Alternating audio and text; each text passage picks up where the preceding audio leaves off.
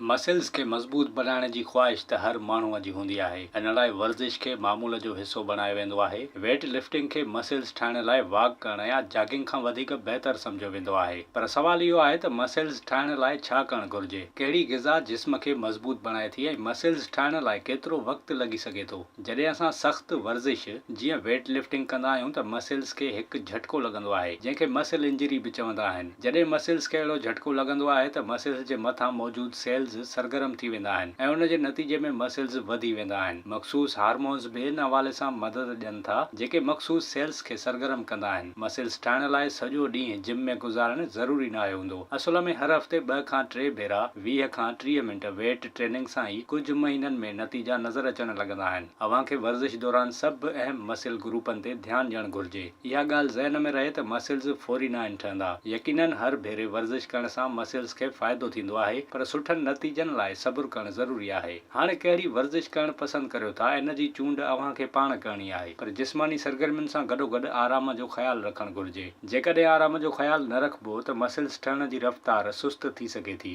माहिरनि जी राय आहे त कंहिं हिक मसल ग्रुप जी वर्ज़िश लाॻीतो 2 ॾींहं न करणु घुरिजे। मर्दनि ऐं औरतुनि जा मसल्स ठहणु मुख़्तलिफ़ हूंदो आहे। मर्दनि में टेस्टोस्टेरोन नाले हार्मोन वधीक हूंदो आहे, जेको इन हवाले सां अहम किरदारु अदा करे थो। इन लाइ मर्दनि जा मसल्स औरतुनि जी भेट में वधीक तेज़ीअ सां वधंदा आहिनि। अहिड़ी रीति जिस्मानी बीहक बि इन हवाले सां अहम किरदारु अदा करे थी। एरोबिक वर्ज़िशूं, तेज़ हलणु, जॉगिंग ऐं साइकिल हलाइण सां बि मसल्स मज़बूत थींदा आहिनि। दिलि जी धड़कन जी रफ़्तार तेज़ कंदड़ वर्ज़िशूं मसल्स मज़बूत बणाईंदियूं आहिनि ऐं पीरसन माण्हू ऐं घणो वेही गुज़ारींदड़ माण्हुनि खे इन्हनि मां फ़ाइदो थींदो आहे। पर इन मक़सद लाइ हर हफ़्ते 4 खां 5 ॾींहं अधु मुनो कलाक पंहिंजी पसंदि जी वर्ज़िश करणी पवंदी। वर्ज़िश सां गॾोगॾु ग़िज़ा बि मसल्स खे मज़बूत बणाइण लाइ अहम किरदारु अदा करे थी, जंहिंमें प्रोटीन सभ खां अहम आहे। आना, गऊं जो गोश्त, चिकन, मच्छी, खीर, पनीर, ॾही ऐं ख़ुश्क मेवा प्रोटीन जो जजो मिक़दार ॾींदा आहिनि। विज़िट कयो अवामी आवाज़ मीडिया ग्रुप जी वेबसाइट awamiawaz.pk